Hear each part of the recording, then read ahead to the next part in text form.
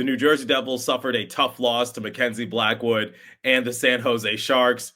Don't you just love irony? But they got to brush it off ASAP because they are set to play against the reigning Stanley Cup champions. Armando Velez of Locked On Panthers accompanied me on today's episode as we collaborated on a pre-game crossover.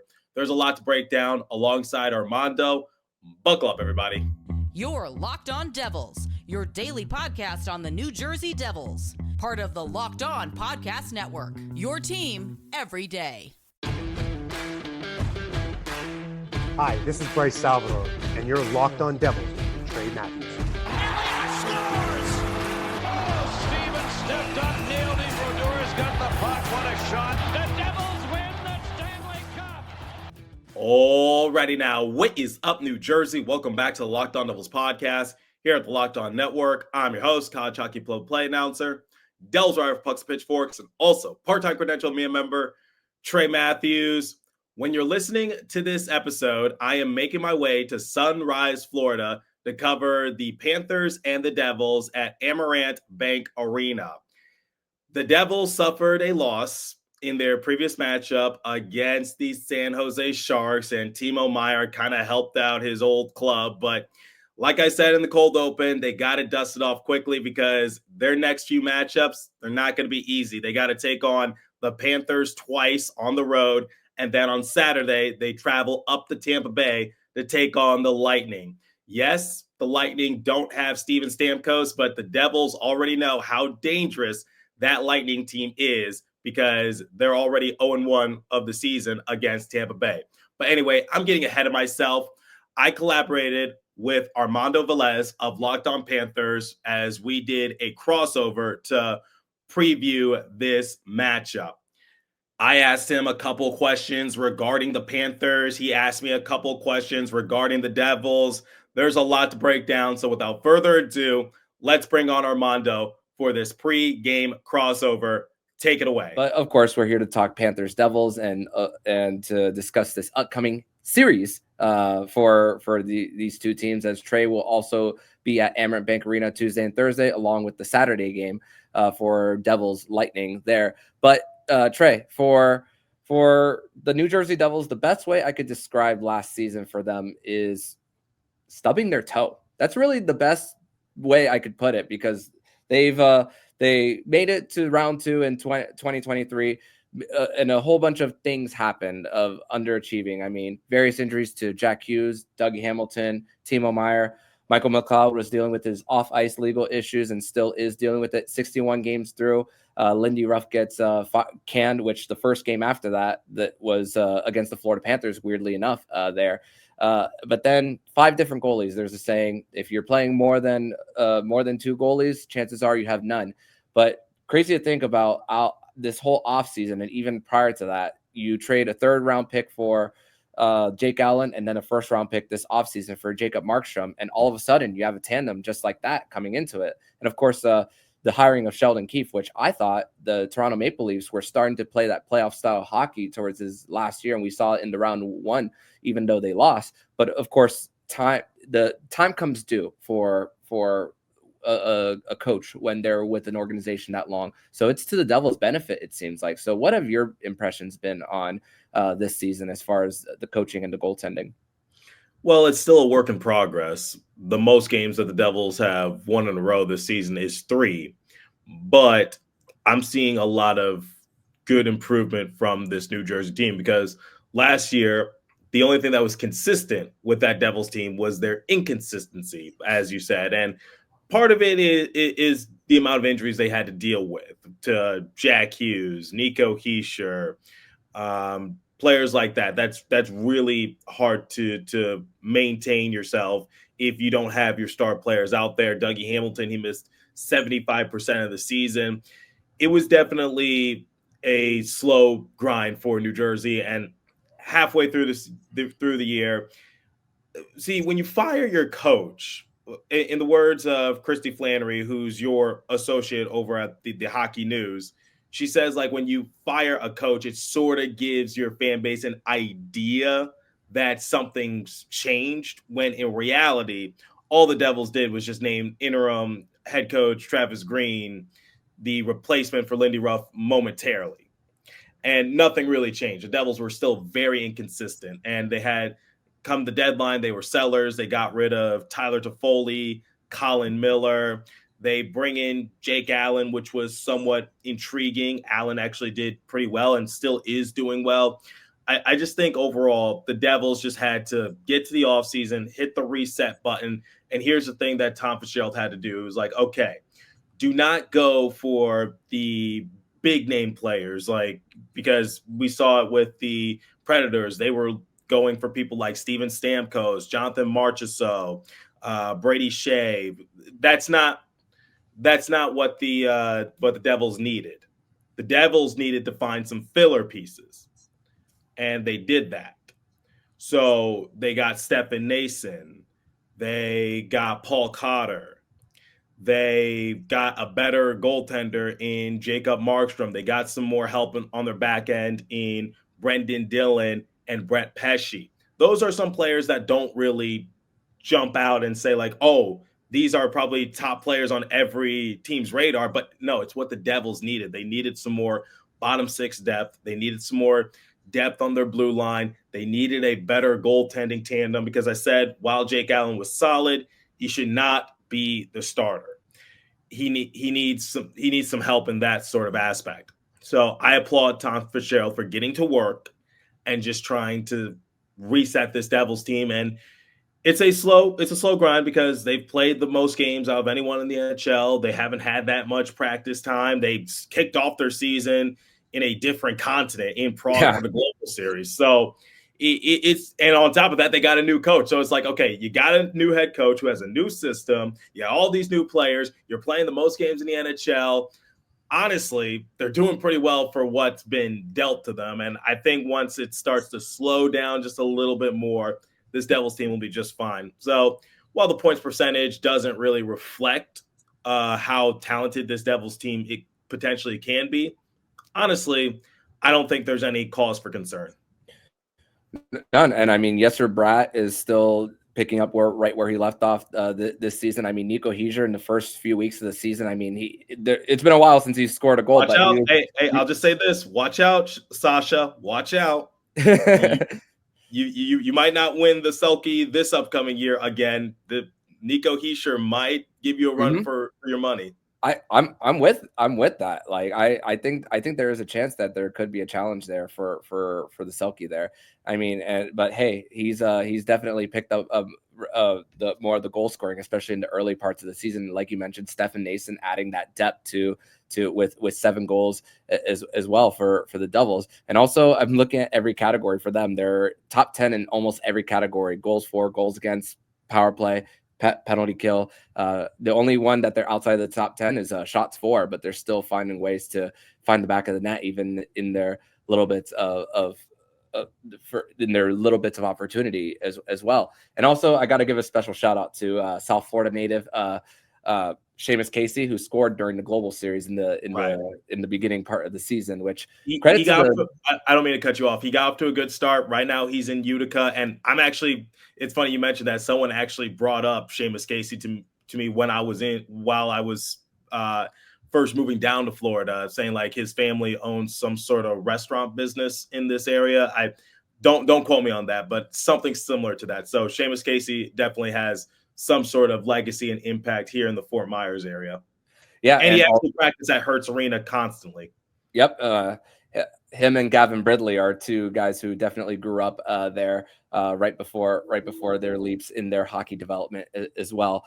But hey, we got a whole lot left to talk about here on this special crossover edition between Locked On Panthers and Locked On Devils. So we are going to continue that and more next. Today's episode is brought to you by Select Quote.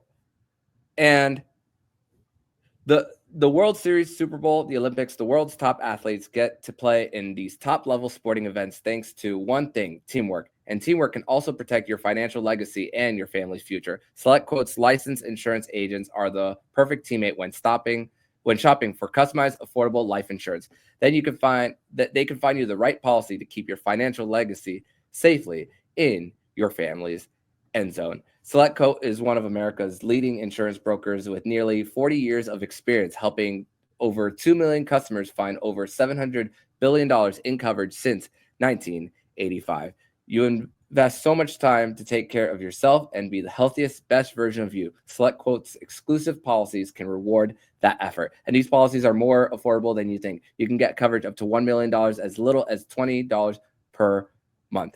Head to selectquote.com and a licensed insurance agent will call you right away with the right policy for your life and your budget. Get the right life insurance for you or for less at selectquote.com/lockedonhl. Go to selectquote.com/lockedonhl today to get started. That's selectquote.com/lockedonNHL.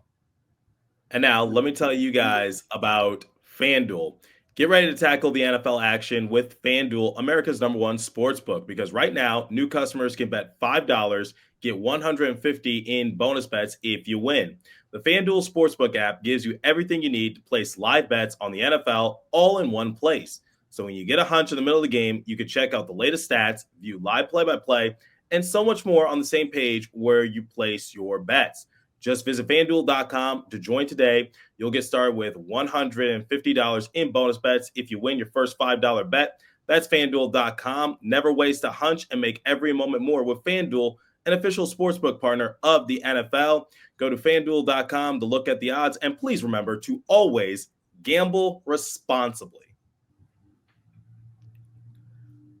All right, Armando, I got some questions lined up regarding the Florida Panthers, and let me just say, I am so glad you reached out to me earlier this morning to do a potential crossover, because I was actually going to ask you if you wanted to potentially do a crossover to discuss Panthers and Devils, because we need to talk about the defending Stanley Cup champions. And it's really hard to get to the Stanley Cup final, period. But the Panthers did it twice in a row.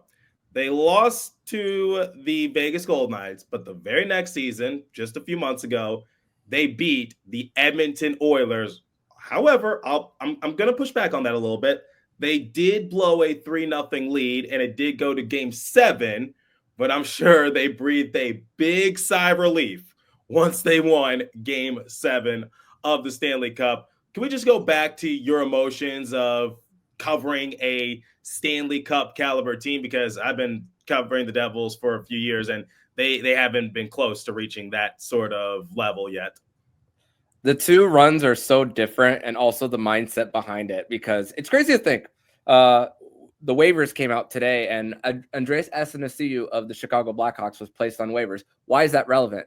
Well, if that is the last time Andreas Athanasiou plays for the Chicago Blackhawks, he is a Panthers legend due to the Chicago Blackhawks beating the Pittsburgh Penguins on April 11th, 2023 to get the Panthers into the playoffs in the first place for them. And then the upset that created so much momentum for the Panthers there in defeating the Bruins, coming back from 3-1. And then by the time they got to the Stanley Cup final, too many injuries. The injuries were too much to overcome for the Panthers in their pursuit of their first Stanley Cup there. And honestly, I'll tell you the truth. Even at full strength, I don't think the Panthers were going to beat that Vegas Golden Knights team that year for them. And it was just when you think about how much the middle of the ice was just protected for the Vegas Golden Knights and Adin Hill, that was just a really hard to get to the net front for them in that series. And also just the mission to get back and dealing with the injuries of Montour and Ekblad, and also guys stepping up like an OEL, Anthony Stolarz playing 25 plus games for the Panthers, and also the fact that the goaltending, they were healthy all year for them, and that really truly helped Sergei Bobrovsky eventually make that run to another Stanley Cup final, which he needed a little bit of that boost when Alex Lyon took the crease towards the end of 2023. It wasn't like that in this time around. But yes, I was close to panicking after Game 6 of the final, but throughout that run, it was mostly the Panthers business as usual. Even though they fell behind 2-1 against the New York Rangers, it felt like the Panthers were still dominating parts of the game, and it really averaged out in Game 4 when Sam Reinhart scored that game winner, and then Paul Maurice even said that's where the series turned. So the Panthers, it really came down to why they blew a 3-0 lead is their inability to stop breakaway opportunities. It felt like for Sergei Bobrovsky, it was 5 breakaway goals in a row that the Edmonton Oilers had at one point in that series. But as the Panthers, there was a stat on their goal differential throughout the periods in the playoffs. The Panthers, every single period, they got better, and eventually that was going to average out. And really, going into the third period of Game 7 with a lead, which the Panthers are still, they haven't lost in regulation since March of 2023 when going into the third period with a lead. That is continuing to be Panthers hockey. They had a lead going into the third period on Saturday, but still found a way to win in a shootout. All right, let's fast forward to this season because, like I said, they are now the reigning Stanley Cup champions and they're looking to defend their title. Now, you mentioned Brandon Montour, and the thing is, like, Montour no longer on the team, so the Panthers kind of lost one of their key players on the back end. They also lost Vladimir Tarasenko to the Detroit Red Wings, and I felt as though Tarasenko was a solid contributor. But when looking at this Panthers team, and I said it during the playoffs, this team is just so complete in more ways than one. Last season, Sam Reinhart was the leading points getter. Matthew Tkachuk, someday he can legitimately win the Hart Trophy. I firmly believe that. Sasha Barkov, he's won a couple Selkies. Carter Verhaeghe was a solid contributor. Sam Bennett, Evan Rodriguez, and shout out to former Devil Dmitry Kulikov. Mm-hmm. I think this Panthers team was just complete up and down the lineup. And yes, they had Sergei Bobrovsky in net, but make no mistake, the people in front of them were definitely not scrubs. Now, like I said, you lost some key players in Brandon Montour, who is now with the Seattle Kraken, right? Mm-hmm. And you also lost Vladimir Tarasenko. So I know, I guess, in the grand scheme of things, the core for the Panthers still remains intact, but it's just like when you lose some of your key depth assets, like I've said in the first segment for the Devils, it can definitely hurt you in more ways than one. Now, I'm just going to ask you this. Do you think the Panthers have a chance to, obviously, I barring anything catastrophic, they're going to go back to the playoffs, but do you think they can, a team that goes to the finals 3 straight years and possibly win it 2 years in a row, like their rival, the Lightning? They'll be the first team to do that since Tampa Bay. Yeah, and even before that, Pittsburgh doing it 2 years in a row for them. And there's a chance. There truly is a chance, but there's still questions on whether their units that they put together will work long term. I mean, thankfully, the Panthers have been able to insert Uvis Balinskis on their top power play unit, which Uvis Balinskis was a big part of their first 16 games when Montour and Ekblad were hurt. He was still on his entry-level contract after the Panthers found him in the World Championships. And then using him being a waiver exempt at the time still created that depth in their system at the time, even though their system is a little depleted right now. But for the Panthers, that there's still questions to see on whether that could last more than just a few weeks for them. Adam Boquist was supposed to be the guy who is going to take the power play 1 for the Panthers, and he got hurt for one game, went back into the lineup, had a little bit of consistency issues at 5-on-5, but for the Panthers, this is what they have right now. And also still building off what they have from the other side of special teams in their PK unit, but adding 2 guys who could play those minutes and take the little bit of the pressure off of Sam Reinhart and Alexander Barkov, who plays those top minutes, as 2 big defensive forwards as well. So Jesper Boquist, who's been the better of the Boquist brothers with the Panthers, and also been able to shift to center when the Panthers have been missing Sasha Barkov for 8 games. Excuse me. Matthew Tkachuk missed a little bit of time with an illness, so they've been able to pick up those right where they left off, and still. And also there's been a little bit of a graduation of Anton Lundell stepping into the top line for the Panthers in that short stint. And also Sam Bennett in a contract year, 9 goals, not much of a point producer for him, but off to a great start. And also Sam Reinhart, tied for the league lead in goals with 11, along with the guys like Tage Thompson, Cole Caulfield up there, just to name a few, Nikita Kucherov. So also the fact that they're getting those contributions all around is truly helping. Shout out to Jesper Boquist, Tomas Nosek, and AJ Greer. I already shout out Kulikov, but yeah, a lot of former Devils players playing for the Panthers right now. Lots of that. All right. When looking at the stats, the Panthers, they're one of the best teams when it comes to the power play alongside the Devils. Devils ranked number 5, Panthers number 7. Penalty kill, Devils number 7, Panthers number 5. Face-off percentage. The Panthers are one of the worst teams in the NHL when it comes to face-offs. Devils are the 11th best. Goals for, Devils are 10th. Panthers are 5th. Goals against, Devils are 7th. Panthers are 11th. I think the key stat that really jumps out to me is the face-off win percentage. Now, that might seem a little like unimportant for some people. Like they're just like, who cares? It's a face-off. As long as you're able to get a goal in more ways than one, who cares about a face-off? No, that's how you get possession, especially if you're in your defensive end. Like that is so crucial. And winning off the face-off in your offensive end, that can do wonders for you, and you can put full pressure on your opponent.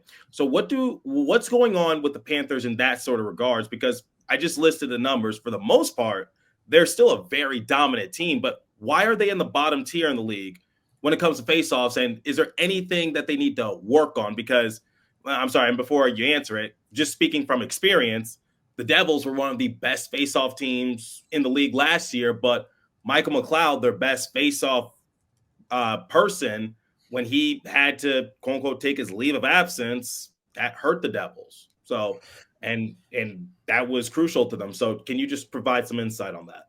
Yeah, only three guys are over 50%. Lundell, Alexander Barkov, and Tomas Nosek are the only ones right now. And Tomas Nosek has just returned to the Panthers as of last week for the Global Series in Finland for them. So really, the majority of the lineup under that. But really, for the Panthers, thankfully for them, their ability to exit the puck out of the zone and still get the pucks in deep to get in on their forecheck and win their board battles has really been crucial to still not create some of their scoring chances and to still dominate possession, because their Corsi is still over 50%, even with their face-off, with them winning their face-off. So not a point of concerns right now. It's more of a concern if it's on special teams, which thankfully the Panthers, even regardless of that, they're in the tops towards that. So that's really thankfully for them. That's really what sticks out for when you look at the eye test of how they're winning their battles. So that's for that. But let's transition over to segment number 3, where we're going to discuss more of the New Jersey Devils, and I'm going to ask Trey this question on the other side of the break. What is their ceiling? We're going to discuss that more next here on the Locked On Florida Panthers podcast and Locked On New Jersey Devils. Today's episode is brought to you by Prize Picks, and you can now win 100 times your money on Prize Picks with as little as 4 correct picks. Prize Picks is the best way to get in on the action on sports in over 30 states, including California, Florida, Georgia, and Texas. And Prize Picks puts members first, with all withdrawals are fast, safe, and secure. When my picks hit, I can get money in as quick as 15 minutes. Sign up today, get $50 instantly when you play $5. You don't even need to win to receive the $50 bonus. It's guaranteed.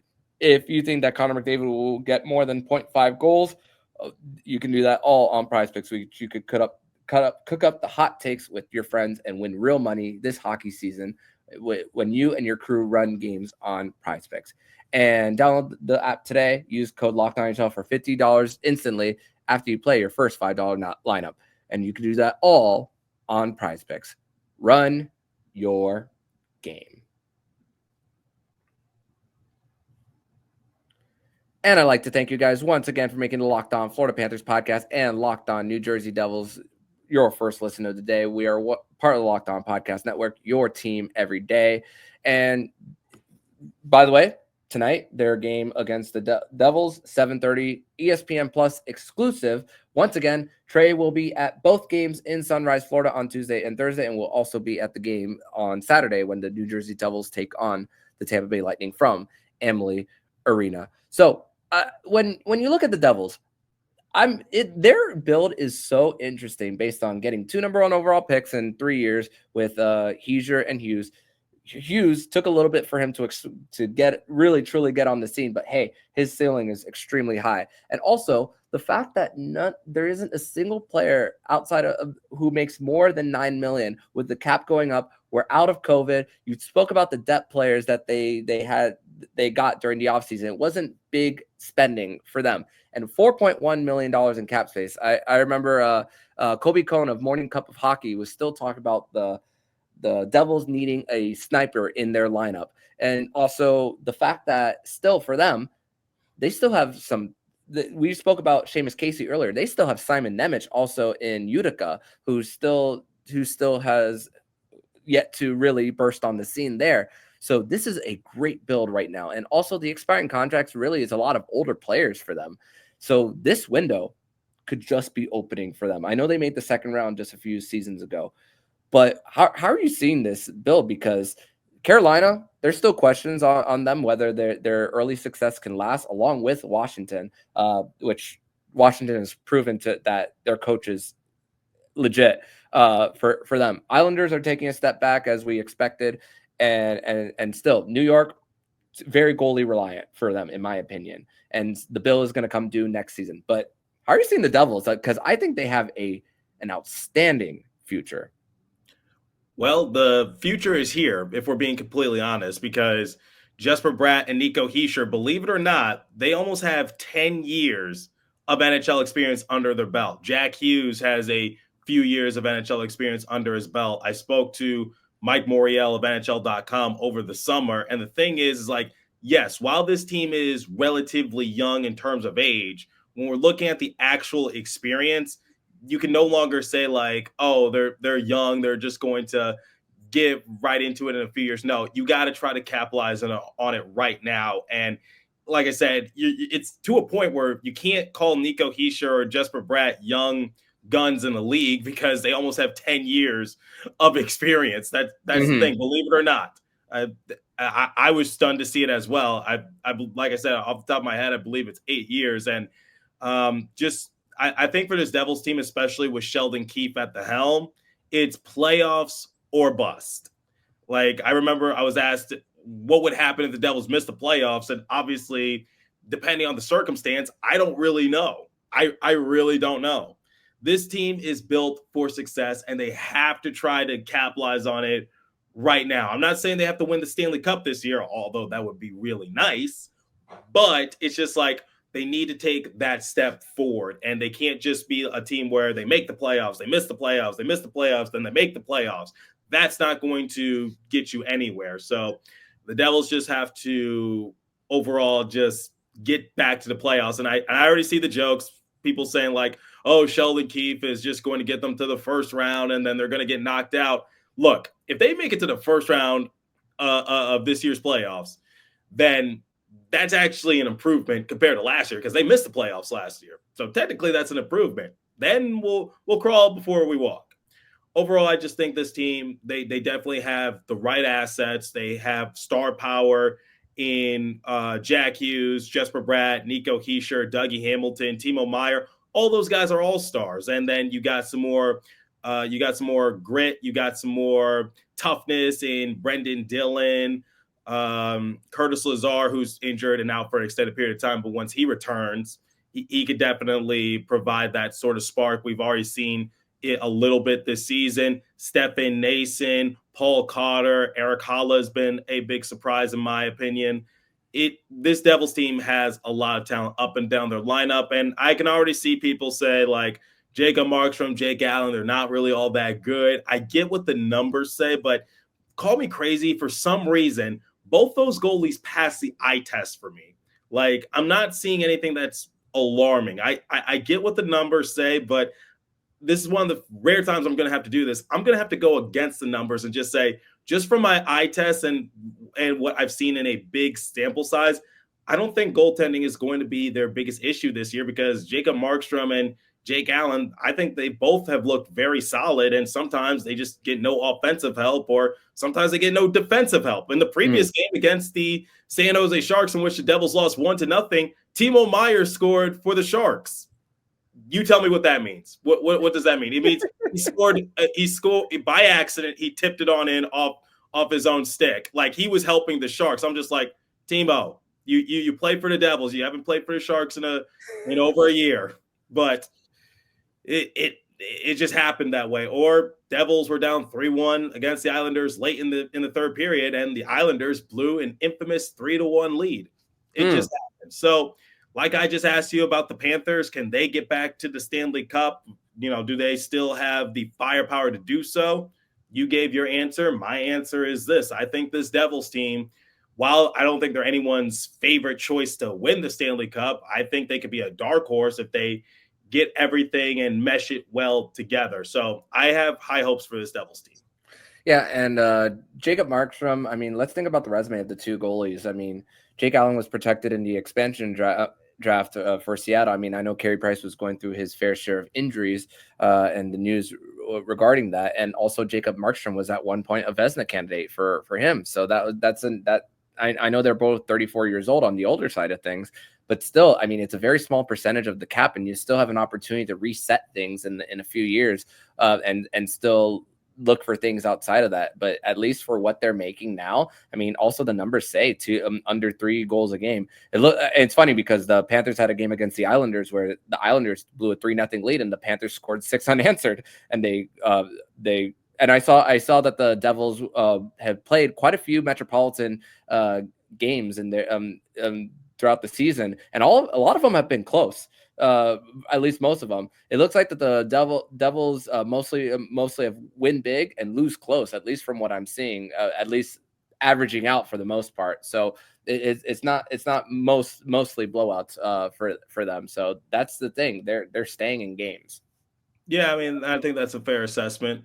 There's nothing to be concerned, at least on my end. They're still one of the top teams in the Metro. In fact, they're first in the Metropolitan Division. And they've played 18 games up to this point, which is the most in the NHL, which I'm still very confused about. I'm just like, how have the Devils played 18 games, whereas the Sabres have played 16 games? If the Sabres were the team that were also the team in the Global Series in Prague, that doesn't make any sense. The schedule is just chaotic, and unfortunately it doesn't fall into the Devils' favor. But, 18 games so far this season. That's I don't know. I'm flabbergasted. However, on Saturday, after Saturday's game, they'll have a little bit of a break right before they welcome in the Carolina Hurricanes. Well, not what I saw on the schedule. I don't know who's home for that one. I believe they're at home on that one, but a little bit of a break so that the games in hand for the rest of the division could average out and that you could see more of how the points percentage falls for the New Jersey Devils during this quick trip to Florida. But Trey, I want to thank you so much for doing this crossover edition of the Locked On Florida Panthers podcast and Locked On Devils with me.